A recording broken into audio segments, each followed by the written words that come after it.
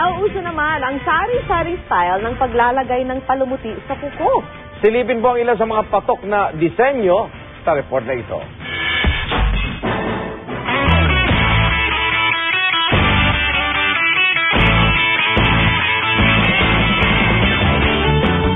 Sari-saring kulay at mga istilong talaga namang kakaiba. Mapasimpleng bulaklak hanggang sa mga komplikadong disenyo. Kayang-kayang ipinta sa inyong mga kuko. Si Angela, halos 2 hanggang 3 beses daw magpalit ng nail art sa isang linggo. Ang tema ng nail art niya para sa linggong ito, tila advancer para sa undas at Pasko. Binusisi ng nail artist na si Rina ang mga Halloween designs para sa mga kuko sa kanang kamay ni Angela. May disenyo ng tumutulong dugo, bungo at pati na rin gagamba.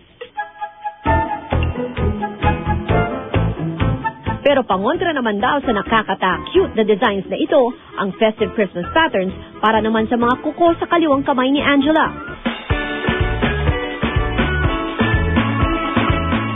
Nariyan halimbawa ang disenyong cupcake at Christmas tree. Sobrang cute, sobrang adorable, alam mo yun, it can strike a conversation that easily.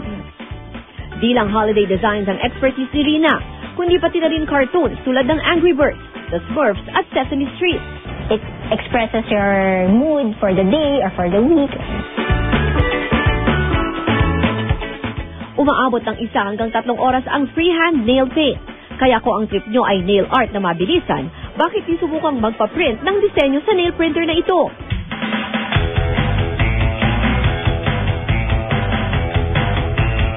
Pagkatapos yung pumili, pwede na namin ilagay dito sa monitor na. I-click mo lang namin yung number.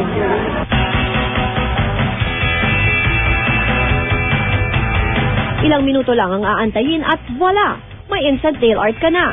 Nakaka-excite kasi parang may experience mo na i-print lang ngayon yung mga design sa kuko natin. Hindi katulad dati, di ba, mano-mano. Ngayon, isang click lang, okay na siya. Kung bilis lang din sa pag-nail art ang habol nyo, wala na atang mas simple pa sa paglalagay ng water decal.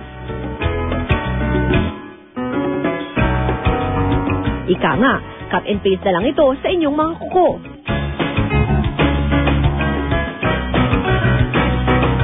Mabilis lang, parang seconds lang nagawa na siya, diba? Maganda. Para sa marami, palamuti sa katawan ng nail art. Pero para sa ilan, sining na itong maituturing. I can say that nail art truly is an art worth learning. Kasi sobrang yung detail niya, it's like a small canvas.